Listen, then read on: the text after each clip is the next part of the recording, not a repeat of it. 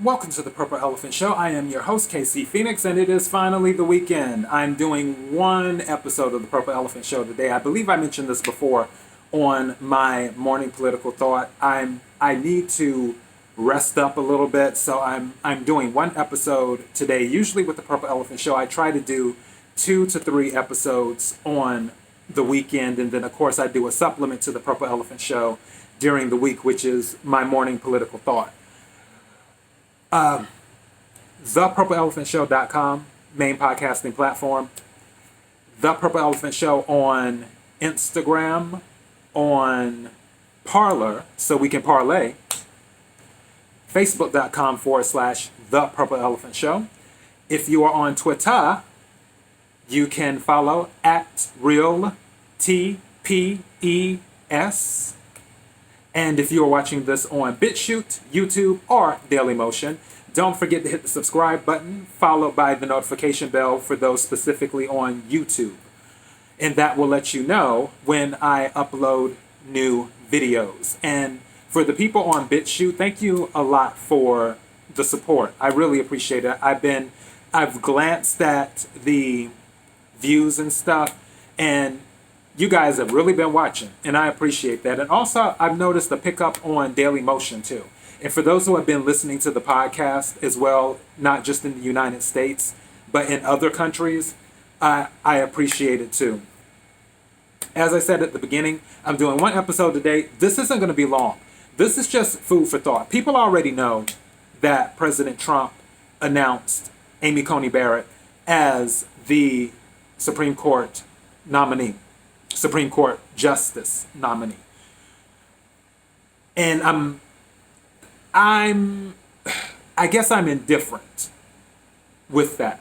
I'm not saying that she's bad. I'm just not head over heels for her like some people are. Definitely, I made my thoughts clear on Barbara Lagoa. So I definitely did not want him to pick her. As for Amy Coney Barrett, I guess we'll see what happens. For some reason, I don't know why, I was picking up a good vibe from the other one, the really young one that was 38. I believe her name was Allison, I believe it was Allison Jones Rushing or something like that. I was picking up a good vibe from her. But for whatever reason, he didn't pick her. But with Amy Coney Barrett, I'm just kind of indifferent. It's just like, I hope she does a great job, and she more than likely will. She seems like a lovely person. But my episode today isn't about her per se. My episode is about all the stuff that's being said. And I know when people are like, oh, well, you don't think they can go low? Trust me, they can go lower. I know people don't like to lose. I get that. No one likes to lose. But one of the best sayings I ever heard was, success is never forever and failure is never final. I think that's an amazing saying. I had seen it back a long time ago. In my godmother's office. And that's something that I remember. That's something I keep in my head. Success is never forever, failure is never final. Meaning, you won't win 100% of the time. It's not possible. But you won't lose 100% of the time either. No one likes to lose. Period. In politics, in work, in sports, pick whatever where it requires something that requires winning or losing, where those things are in play. No one likes to lose. And losing, people over time will usually accept that they lost. It's just, that's how it is. That's how the world works. one thing I've heard when it comes to losing is losing gracefully.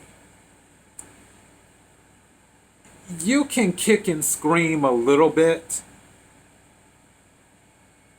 with some things. Some things it's just part of entertainment with the kicking and screaming when you lose. Sort of like with sports. Even with baseball, if you get struck out, you might throw the bat at somebody or whatever. But still, at the end of the day, the winners are the winners and the losers are the losers. And you just accept it.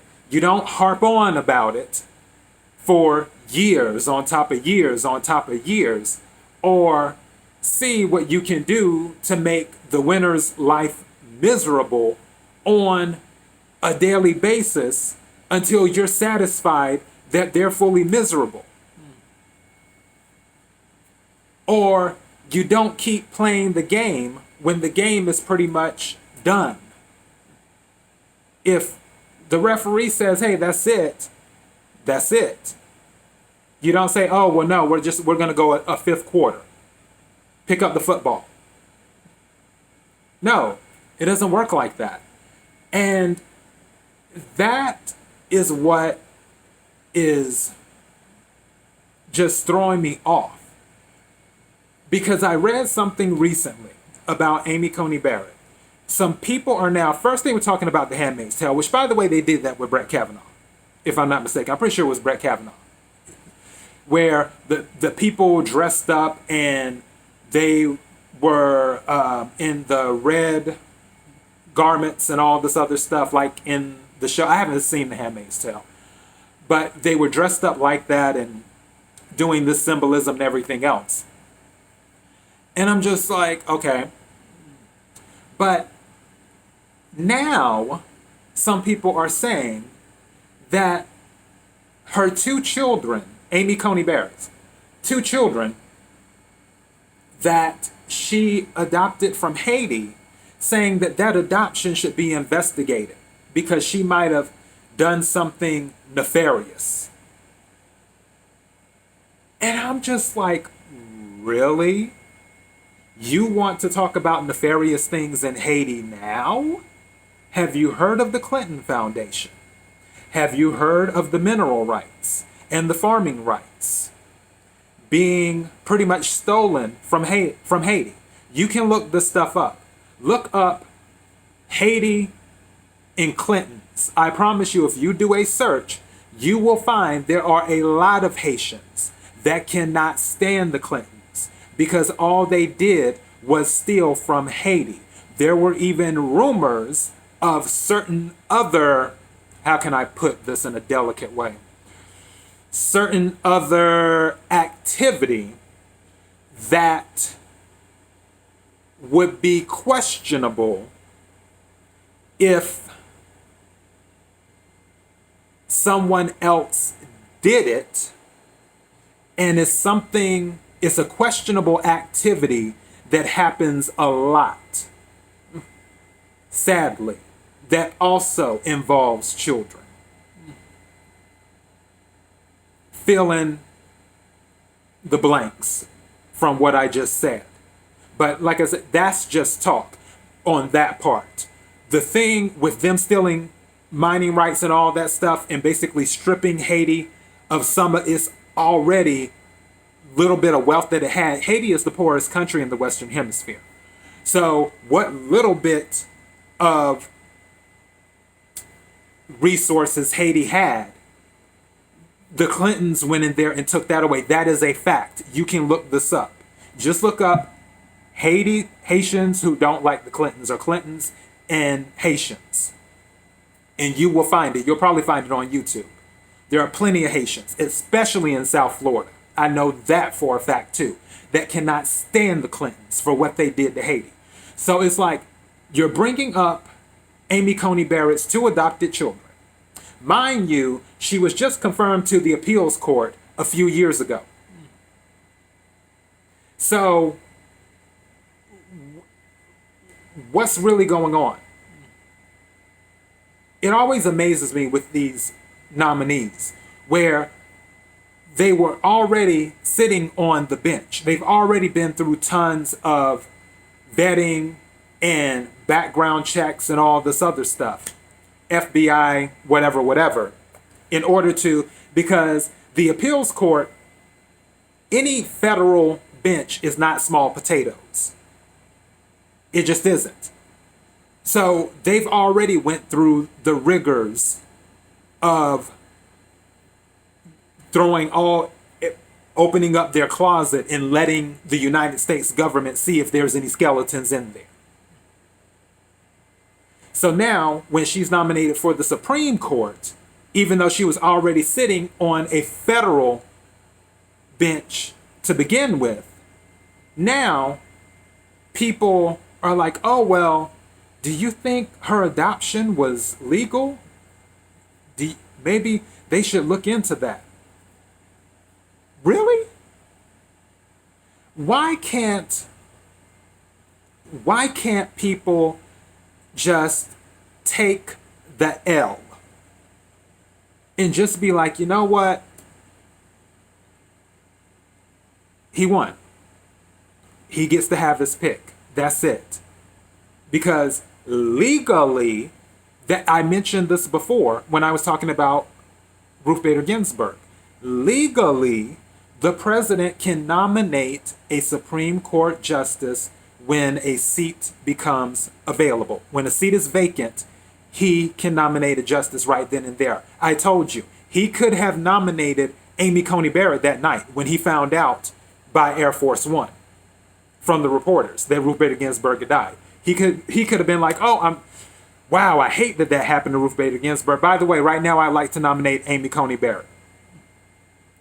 And legally, he could do that because that's in the Constitution. Just like it's in the Constitution that the Senate can take up the nomination and decide whether to approve or not approve.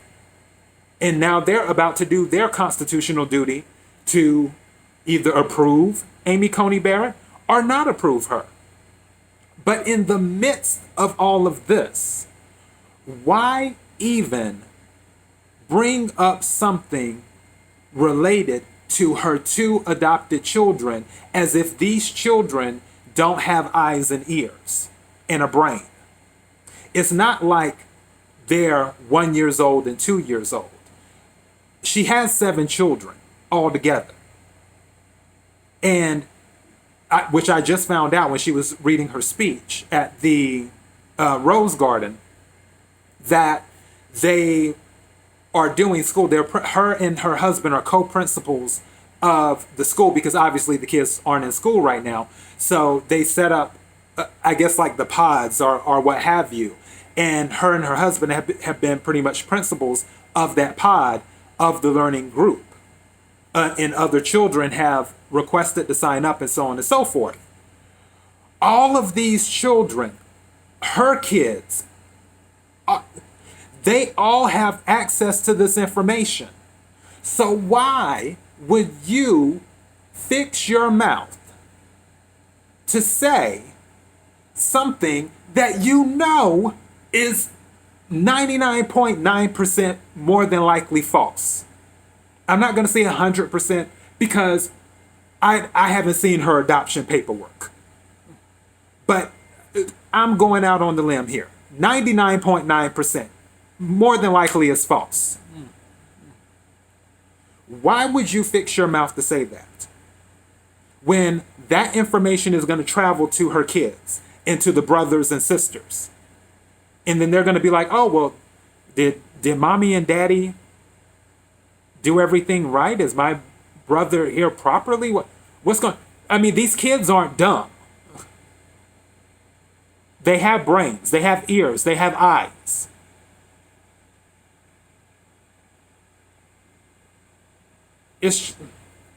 I just wish people would learn how to lose gracefully. That's all I'm saying. Just learn how to lose gracefully. Fine. President Trump got the nomination. Legally, it is his right. I hate that Ruth Bader Ginsburg passed away, even though I don't know her personally. I hate that she passed away. But sadly, all of us are going to die one day. Her time just happened recently. And because of what has happened, also because she did not take President Obama's offer to get off the bench then, to retire then. She wanted to wait for who she thought was going to win, Hillary Clinton, to put her replacement on the bench. And because she took a chance, here we are. And that's the thing about chances. When you take a chance, sometimes good things happen, sometimes bad things happen. This is a case where Ruth Bader Ginsburg took a chance and a bad thing happened from her point of view. Not from obviously other people's point of view, because I'm sure they're happy to get the seat. But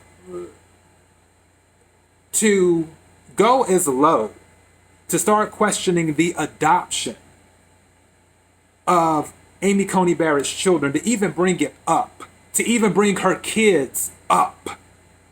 That's the thing, to even bring her kids up. It would be different if her kids were bad or something and they were known for tearing things up and you have it on camera of several instances and everything, because I'm not saying kids are off limits. I'm not saying that.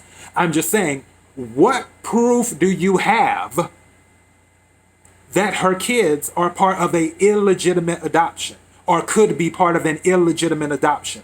You just throw it out there. And that's why I'm like, wait, what the? What? People need to learn how to lose gracefully. I understand kicking and screaming for about a day or two, maybe even a month. Hell, I'll give you a year. But some of these things are ridiculous. They really are. And that comment that someone said about her children, that is low. That's lower than Satan's toenails. So don't be surprised. Don't act surprised when a lot of people are going to rally behind her. Just don't be surprised. Don't act surprised. So many people are going to rally behind her. If that's the route you're going to take, because you can't lose gracefully, if that's the route you're going to take, going after her 2 children from Haiti and throwing the adoption, the legitimacy of the adoption in question, that's the route you're going to take. Don't be surprised and don't act surprised when a ton of people, especially moms, if you want to get a mom fired up, go after her kids. Go after a mother's kids and see what happens.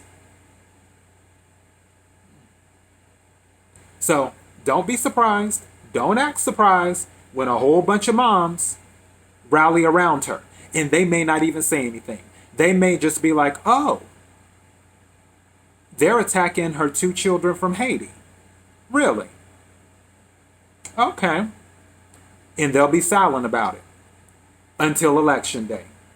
And then they'll be like, huh, I remember when they attacked those 2 children from Haiti. Looks like I'll be voting Trump. Yeah. And that's all I have for my episode for the Purple Elephant Show today. Thank you to everyone who have been supporting, listening to the podcast, and watching the shows. It means more to me than you will ever know. Until next time, be blessed.